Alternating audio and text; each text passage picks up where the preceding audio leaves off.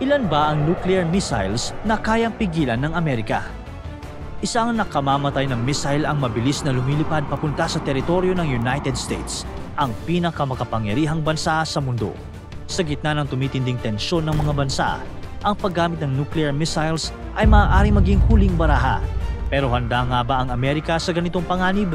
Ilang nuclear missiles ang kaya nilang pigilan bago maganap ang hindi inaasahang trahedya? Tara, pag-usapan natin. Well, ganun kabilis ang missile, unpredictable, at sa isang iglap, maglalaho ang lahat. Ang ganitong senaryo ang challenge para sa mga bansa. Isang laban kung saan ang bawat segundo ay buhay ang kapalit. Paano haharapin ng isang bansa ang isang banta na halos imposibleng mapigilan? Alam nating lahat kung gaano kalakas ang USA at kung gaano sila kahanda para sa mga labanan. Sa katunayan, ang USA ang may pinakamalaking military budget sa mundo at may advanced na teknolohiya para sa depensa. Mayroon silang iba't ibang missile defense systems. Gayunpaman, ang pagsasagawa ng missile defense ay napakakomplikado. Unang-una, mahirap agad makita ang pag-launch ng Intercontinental Ballistic Missile o ICBM. Kapag may na-launch na missile, maaaring umabot ng 30 seconds bago ito ma-detect ng mga early warning satellites. Ang mga satellite na ito ay gumagamit ng infrared sensors para makita ang init mula sa exhaust plume ng missile habang umaakyat ito. Pero kapag maulap o may iba pang weather condition, mas mahirap itong matukoy kaagad. Ang detection window sa boost phase ay napakaikli lang, kaya't mahalaga ang pagkakaroon ng maraming satellite para sa tuloy-tuloy na pagbabantay. Kapag nakita na ang missile, kailangang i-check kung ito ba ay isang banta o hostile launch o isang test launch lang.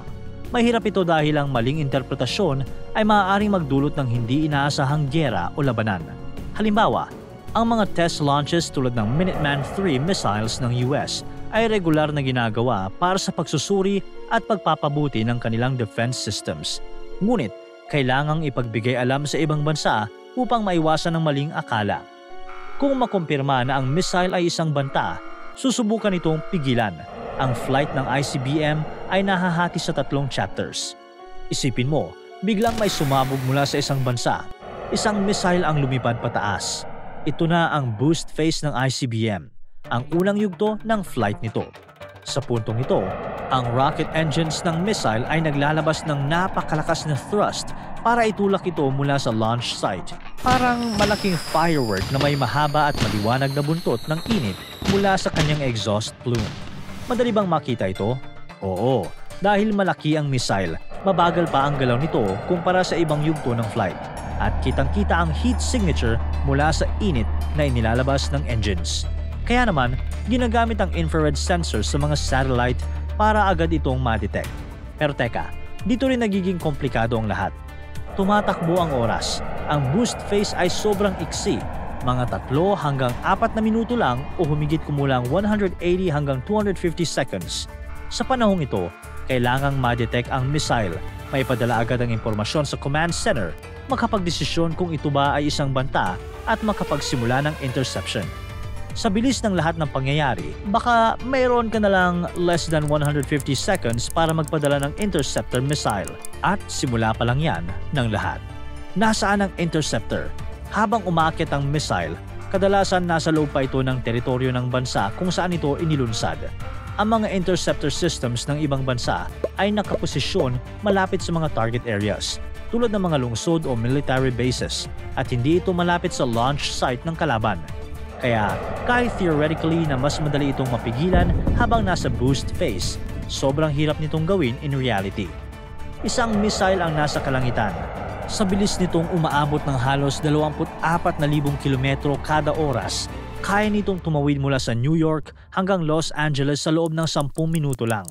Pero bago pa man ito makarating sa target, may panibagong laban na nangyayari sa taas. Isang high-tech na laro ng taguan sa pagitan ng tunay na warheads at mga pekeng target. Pagkatapos ng boost phase, papasok ang missiles sa mid-course phase, kung saan ang US ay may 20 minutes para subukang pigilan ito. Sa theory, maraming oras iyon, pero ang totoo, parang sinusubukang tumama ng isang bala gamit ang isa pang bala. Sa bilis at dami ng posibleng target, bawat segundo ay importante. Dito pumapasok ang Ground-Based Mid-Course Defense o GMD system ng US. na gumagamit ng 44 interceptor missiles na nakaposisyon sa Alaska at California. Kapag inactivate ang bawat interceptor, ay lilipad pa itaas para salubungin ng ICBM sa gitna ng kalawakan. Ang goal, ang matumbok ang tunay na warhead at iwasan ang mga pekeng target na inilalabas nito para lituhin ng radar. Pero kahit na milyon-milyon na ang halaga ng bawat interceptor missile, halos $75 million bawat isa, ang success rate nito ay 50-50. Sa mga tests, halos 56% lang ang nagtagumpay sa pag-neutralize ng target. Ang isa pang hamon ay ang mga decoy. Ganito, ang missile ay nagpapalabas ng 50 objects sa kalawakan, pero 10 lang dito ang totoong warheads. Ang iba naman ay mga pekeng target na dinisenyo para lituhin ng mga radar. Ang trabaho ng GMD system ay alamin kung alin ang totoo at tamaan iyon habang umiiwas sa mga peke. Ginagamit ng US ang pinaka-modern radar systems para ma-analyze ang mga katangian ng bawat object, kung paano ito gumagalaw, ang hugis at iba pang detalye. Pero kahit gaano ka-advance ang kanilang teknolohiya, napakahirap nitong gawin ng eksakto. Kaya sa pagkakataong ito, gaano nga ba karaming missiles ang kayang pigilan ng US? Sa kasalukuyan, ang missile defense system ng US ay may limitasyon. Habang may kakayahan itong harapin ng ilang ICBMs, hindi nito kayang saluhin ang lahat. Lalo na kung maraming sabay-sabay na missiles o decoys ang inilunsad. Isang missile ang bumabagsak ngayon mula sa kalawakan. Bumibilis ng higit pa sa hangin. Umaabot sa bilis ng Mach 24 o halos 29,000 kilometro kada oras. Para itong meteor na hindi mo basta-basta kayang mapigilan. Kapag umabot na ito sa terminal phase, ito na ang huling tsansa ng US para iligtas ang kanilang mga target. Pero, kaya nga ba? Sa bilis ng warhead, halos wala ng oras para mag-react.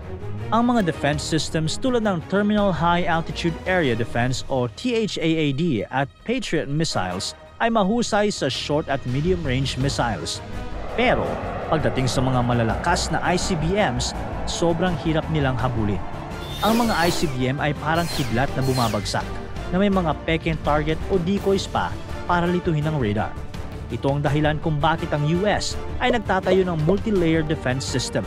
Sa bawat yugto ng flight, mula boost hanggang terminal phase, may mga interceptors, radar at satellites na nagtutulungan. Pero kahit gaano ka-advance ang teknolohiya, hindi ito perpekto. Sa mga test ng Ground-Based Interceptor o GMD, kalahati lang ang matagumpay. Halimbawa, kung mag-launch ang isang bansa ng 10 missiles at bawat missile ay may 10 warheads, magkakaroon ng 100 banta sa kabuuan. Sa kasalukuyang 44 interceptors ng US, kahit gamitin pa lahat, hindi nila kayang pigilan ang lahat ng iyon. Sa ideal scenario, kaya nilang ma-neutralize ang humigit kumulang 20 to 30 warheads, depende sa kanilang success rate. Kaya't ang tanong, sapat ba ang ganitong sistema para sa mga sabay-sabay na atake? Sa ngayon, hindi pa. Ang sagot ay patuloy na research, gaya ng Next Generation Interceptor o NGI na inaasahang magiging mas epektibo sa taong 2027 hanggang 2028. Sa tanong na ilang missiles ang kayang pigilan ng US, limitado lang. Sa kasalukuyang 44 interceptors ng Ground-Based Mid-Course Defense o GMD system at isang estimated success rate na 56%, maaaring mas kaunti pa sa 10 warheads ang mapigilan sa isang malakihang atake. Ito ay dahil sa mga technical na limitasyon, mababang reliability at posibilidad ng sabay-sabay na paggamit ng decoys ng kalaban. Siyempre, hindi lang defensive ang approach ng US, may deterrence strategy din sila. Ibig sabihin, pinapakita nila sa isang bansa na kung mag-launch sila ng nuclear attack, kayang gumanti ng US ng mas malaking atake. Halimbawa, kung isang bansa ang nagbabalak maglunsad ng nuclear missile laban sa Estados Unidos, bago pa man nila pindutin ang launch button, alam nilang may napakalaking kapalit. Bakit? Dahil kahit umatake sila ng todo, alam nila na ang US ay may kakayahang gumanti ng mas matindi. Isang garantisadong Mutual Assured Destruction o MAD. Ang MAD ay hindi lang tungkol sa pagdepensa gamit ang missile interceptors. Ito ay nakasalalay sa kakayahan ng US na gumanti ng mas malaki, kahit pa mauna silang tamaan. Ang sandigan ng strategy na ito ay ang nuclear triad, mga missiles na nasa lupa, mga submarine na nagtatago sa ilalim ng dagat, at mga strategic bombers na laging handang lumipad. Ang konsepto ng MAD ay simple pero nakakatakot. Kapag umatake ka, siguradong mawawasag din ang lahat sa'yo. Kaya kung isang missile ang bumabagsak mula sa kalawakan na puno ng puwersang kayang burahin ang isang lungsod sa isang iglap, paano nga ba ito mapipigilan? Para sa US, may mga advanced missile defense system sila, pero may limitasyon ang mga ito at hindi garantisado ang kaligtasan ng lahat.